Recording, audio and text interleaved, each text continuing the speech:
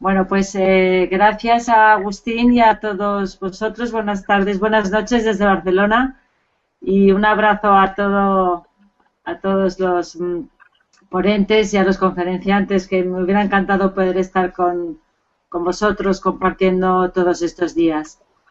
Mi intención es trabajar la herencia que ha dejado Vargas Llosa en la literatura actual, pero no quisiera trabajar autores concretos.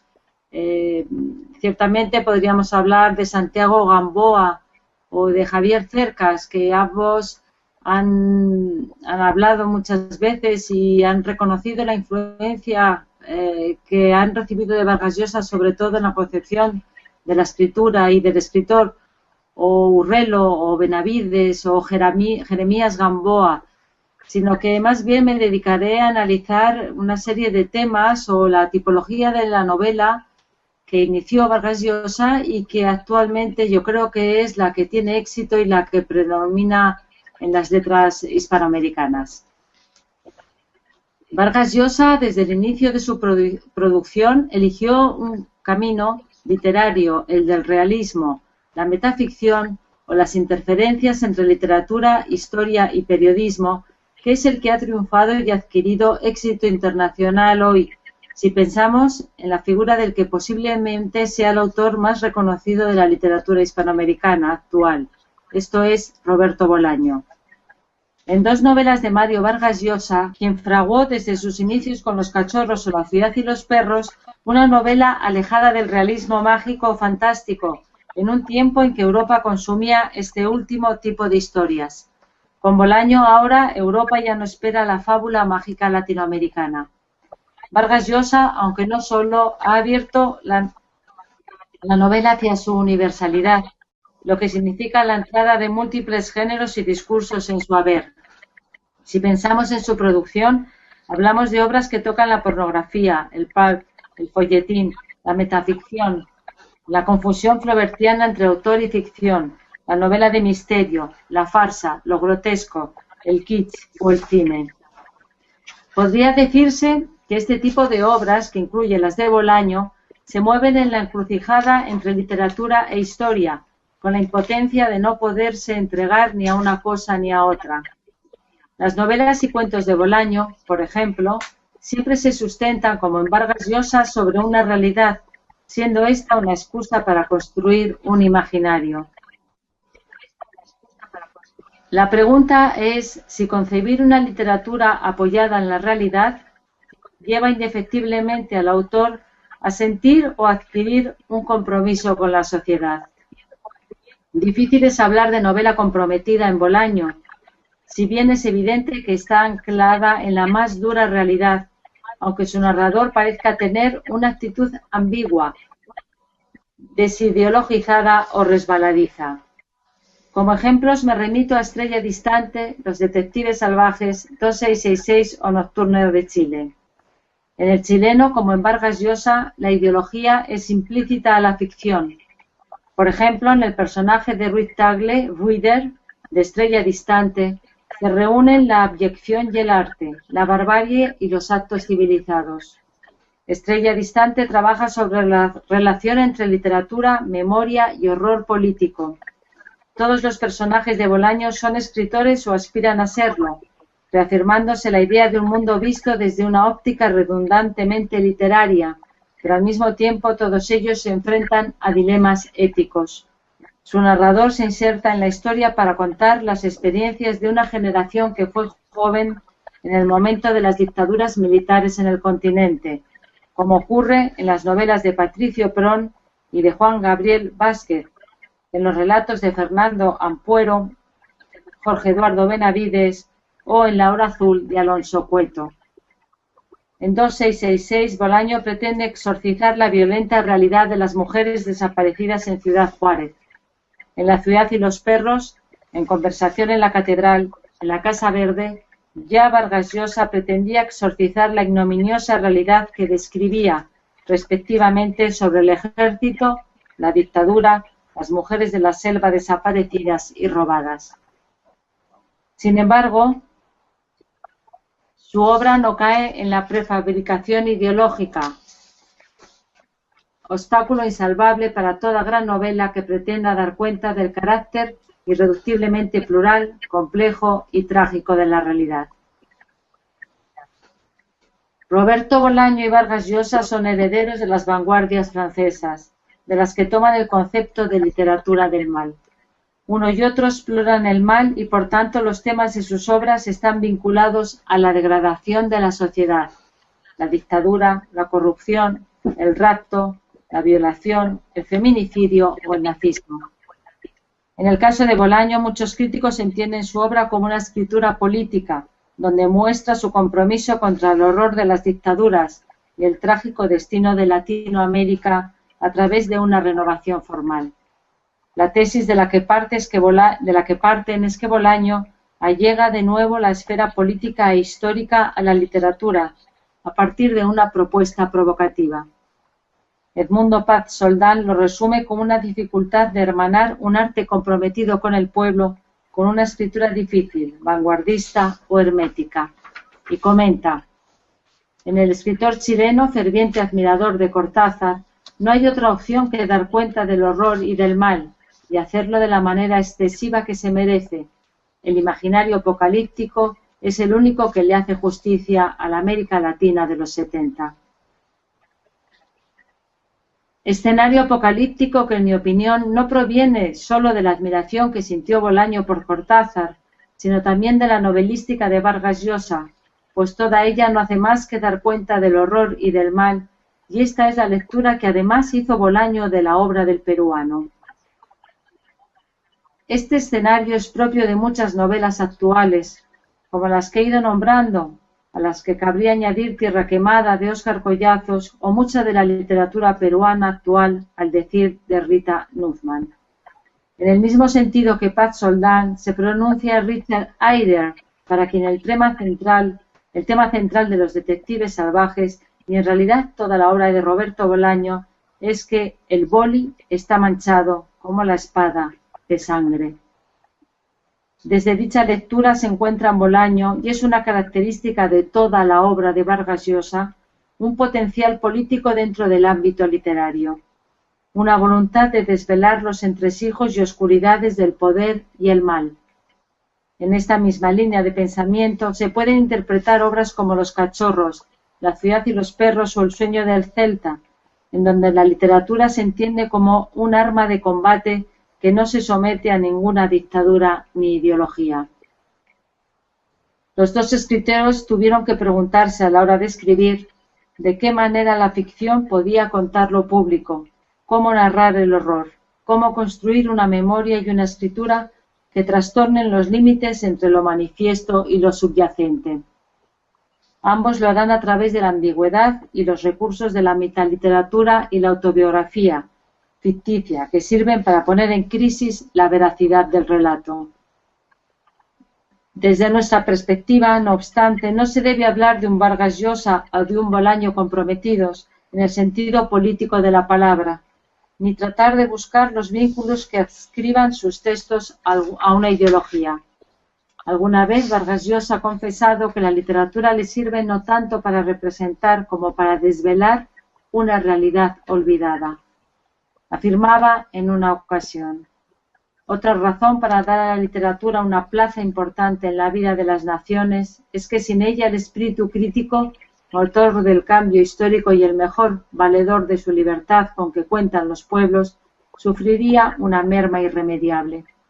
Como señalaba en La verdad de las mentiras, toda literatura es un cuestionamiento radical del mundo en que vivimos. A su vez, Bolaño realiza en sus obras una reconstrucción de la utopía en la que su generación creyó, casi una autopsia o una elegía de los sueños de revolución que alimentaron a toda esa generación de latinoamericanos que compartió su adolescencia con los ideales del Mayo francés, el movimiento hippie norteamericano y la poesía beat. En palabras del propio escritor, cuando recibió el premio Rómulo Gallegos en 1999. En gran medida, todo lo que he escrito es una carta de amor o de despedida a mi propia generación. Los que nacimos en la década de los 50 y los que escogimos en un momento dado el ejercicio de la milicia, en este caso sería más correcto decir la militancia, y entregamos lo poco que teníamos, lo mucho que teníamos, que era nuestra juventud, a una causa que creímos era la más generosa de las causas del mundo, y que en cierta forma lo era, pero que en realidad no lo era. Luchamos y pusimos toda nuestra generosidad en un ideal que hacía más de 50 años que estaba muerto, y algunos lo sabíamos. ¿Y cómo no lo íbamos a saber si habíamos leído a Trotsky o éramos trotskistas? Pero igual lo hicimos, porque fuimos estúpidos y generosos. Curiosamente, Bolaño, de la misma manera que realizó en sus obras la reconstrucción de una utopía de juventud, hoy convertida en autopsia, es como leyó la obra de Vargas Llosa, Historia de Maita, de 1984. Señala Bolaño sobre Historia de Maita. Se puede leer como el sueño de unos jóvenes pobres e ingenuos, que no tarda en convertirse en pesadilla. Y se puede leer también como el transcurso obstinado de una pesadilla, que para sorpresa de todos cada vez se hace más soportable, más cotidiana, más triste y más irremediable. Y asimismo también hay que recordar que Conversación en la Catedral, obra que a mi entender fue esencial para Roberto Bolaño, puede y debe leerse como muchas de las obras del chileno, es decir, como una novela, al decir del propio José Miguel Oviedo, antipática, desagradable, amarga y sin concesiones, hecha con rabia, con verdad profunda, con una insufrible nostalgia, pues la dictadura le robó a Vargas Llosa su juventud y su inocencia. Este libro, indicó Oviedo, es una venganza enorme y magistral. La literatura no es inocente y siendo culpable tenía que acabar por confesarlo. Si la nostalgia es una de las claves para comprender Nocturno de Salvajes de Bolaño, también lo es para entender la novela y el teatro de Vargas Llosa. Como señala María Elvira Lund, hay un denominador común desde La señorita de Tacna que sigue intacto en todas sus obras dramáticas, la poética de la nostalgia, la sublimación de la memoria como potencia generadora de la complejidad y ambigüedad existencial en el teatro del peruano, palabras que pueden extenderse también a la novela. El Chile de Pinochet en Estrella distante o Nocturno de Chile es el Perú de Odría en Conversación en la Catedral. Todas estas obras, como Lituma en los Andes, son testimonio de la realidad, alucinaciones, epifanías y apocalipsis, representadas en un tono de ambigüedad, pero dentro del más estricto realismo. Y esta ambigüedad, en el caso de la obra de Vargas Llosa, se irá haciendo más compleja, transformándose a la postre en una ambigüedad textual deliberada.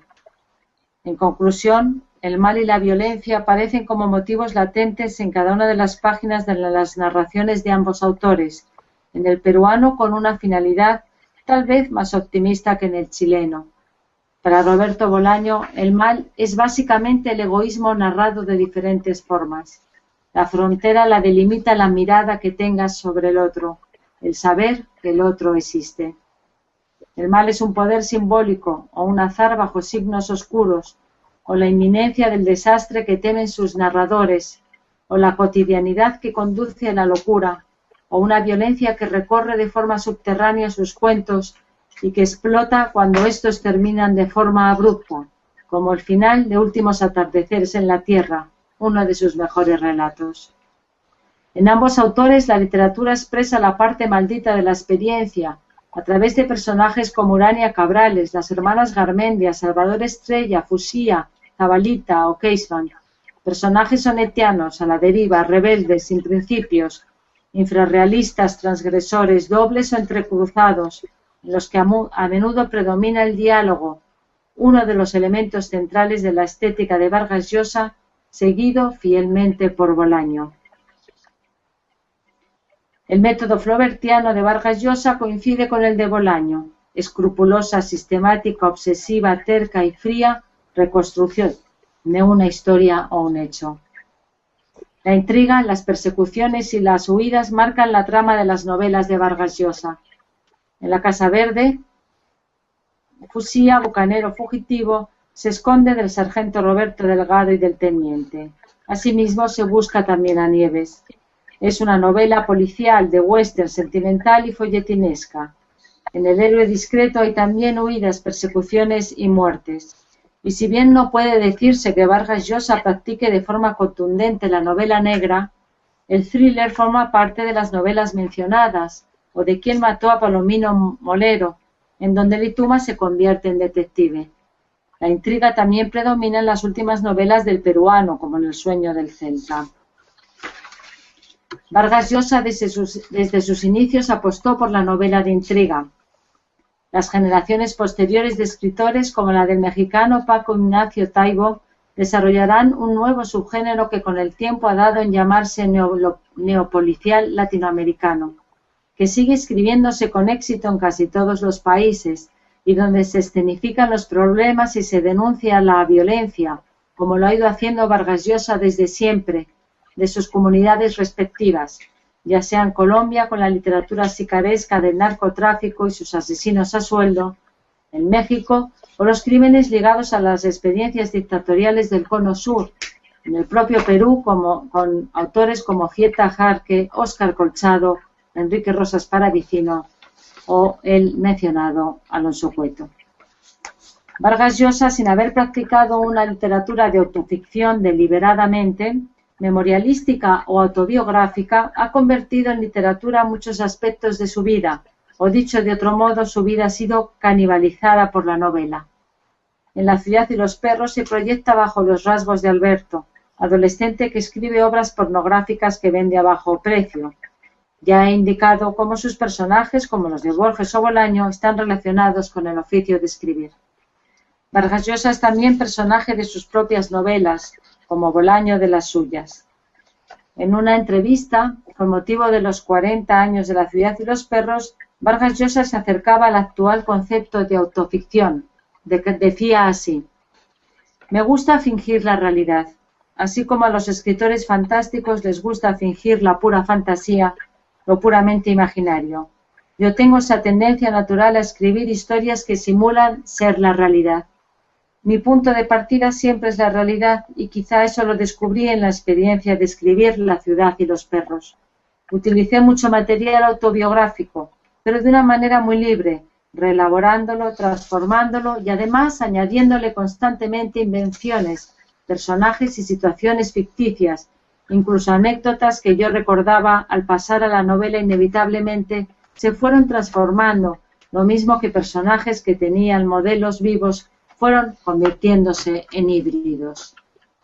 Literatura híbrida es el término que suele utilizarse al caracterizar la literatura presente, que podría describirse como un espacio narrativo que conecta estrechamente con la trama del relato, la historiografía, la propia biografía del escritor, en ocasiones presentada a través de un alter ego novelesco. Se trata de fingir que es cierto lo que puede ser cierto y a veces es cierto. El escritor se plantea cómo mentir con la verdad. La tía Julia parece ser una autobiografía de Vargas Llosa, pero es la negación de ella, porque todo es ficción. Autorretrato, espejo deformante, grotesco, irónico del escritor, la novela es imaginación, aunque sea testimonio, o testimonio, aunque sea imaginación. Una de las preguntas que es común a la narrativa posmoderna, que cruza los textos también de Roberto Bolaño, es a nuestro juicio cómo conjugar la literatura y la experiencia vital, o cómo dar cuenta de las intrincadas relaciones entre realidad y ficción. Vargas Llosa, Bolaño, Patricio Prón, Abad Faciolince utilizan o aprovechan los personajes autobiográficos que crean para tratar sobre el acto de escribir. Tal vez el objetivo o propósito no sea tanto hablar de sus propias vidas, como plantear algo que les preocupa más, el mecanismo, la fascinación y la problemática de ser escritor. Así, en La tuya Julia, el escribidor remite al aprendiz de escritor, que no es otro que el propio Vargas Llosa. El objetivo es que Varguitas llegue a ser escritor, que pueda vivir entregado a la literatura. Siguiendo a Flaubert. Muchos cuentos y novelas de Bolaño desarrollan el mismo asunto. Esto es la reflexión sobre la novela o el arte de escribir ficciones, y en este sentido son novelas ensayo. Entre el escritor y el escribiente se encuentran los personajes vargallosianos de Alberto, Azabalita, Varguitas, Pantaleón o Pedro Camacho. Se trata de la autoficción, la mezcla de biografía y ficción, la combinación de personajes y datos reales con otros ficticios, que busca, en ese juego de espejos, inquietar, aterrar y divertir al lector.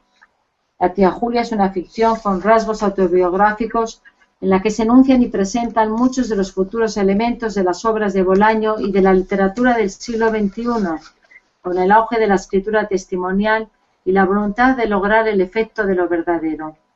Se trata de las escrituras del yo que han ido desplazando la noción de escritura autobiográfica, ya desgastada, y que incluyen al escritor como personaje mediático, no solo en la presentación de sus libros, sino también en las redes sociales y en programas radiales y televisivos.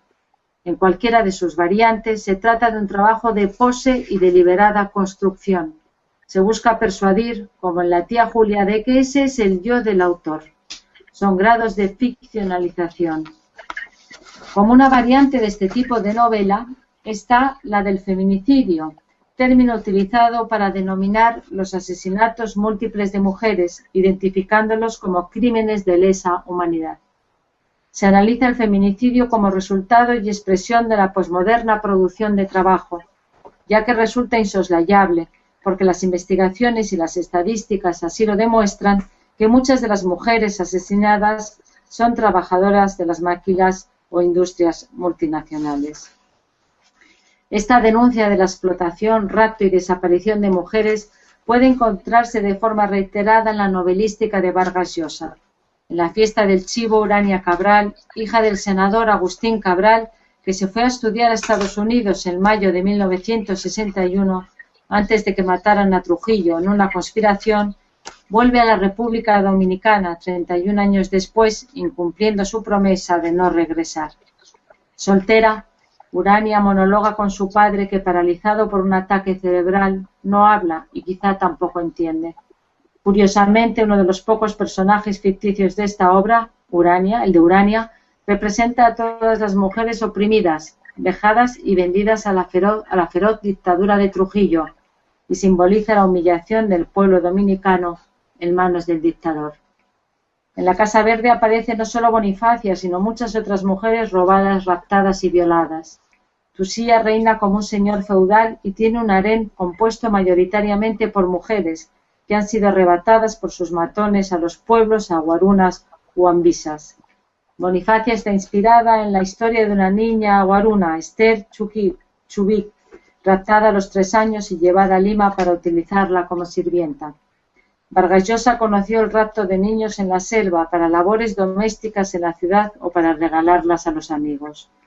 Los métodos de recolección de pupilas para la misión de Santa María de Nieva es semejante. Monjas y soldados unidos en una cacería humana para raptar niñas navegando por los ríos de la selva. En la Casa Verde hay violaciones, corrupción de menores, secuestros, delitos, atropellos y proxenetismo, ebriedad, incendios, encarcelamientos, escándalos, fugas o traiciones. Su lectura, si esta novela es una imagen simbólica crítica del país, como indica Oviedo, no puede ser más pesimista y apocalíptica, y señala el crítico, pero no se detiene a hacer ningún comentario social sobre ellas, le basta registrarlas con una uniforme piedad que altera la textura objetiva del relato. Conversación en la catedral es, a mi modo de ver, donde Vargas Llosa asimila mejor la ficción y la historia, y la que yo creo ha sido el modelo a seguir por las generaciones posteriores. Señalaba Vargas Llosa al recordar la huelga de Arequipa contra el general Odría. Este hecho, concretamente la huelga de Arequipa, es el único hecho histórico que aparece directamente en la novela. Es la primera vez que yo he intentado una cosa así, asimilar ficción con historia. Y es uno de los episodios que más trabajo me ha costado. Pero, en fin, no hay en mi novela fidelidad de ningún tipo, digamos anecdótica, a la historia de esos años. No, ni mucho menos. Pero diga lo que diga Vargas Llosa, se trata de una crónica o de una novela que transita entre la ficción, la historia de Perú y la biografía del escritor, que incluso puede leerse como una crónica, un ensayo o un diario parcial o un relato periodístico.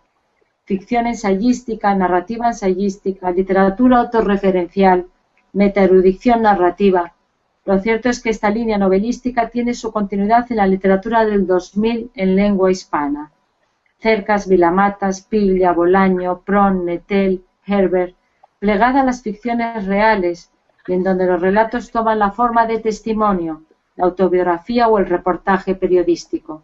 Nos hallamos en una escritura híbrida o, en palabras de Beatriz Sarlo, de giro subjetivo de la cultura. No quiero concluir sin dejar al menos apuntada una de las características de la novelística de Vargas Llosa que más ha influido en la obra de Bolaño, y es el lenguaje oral.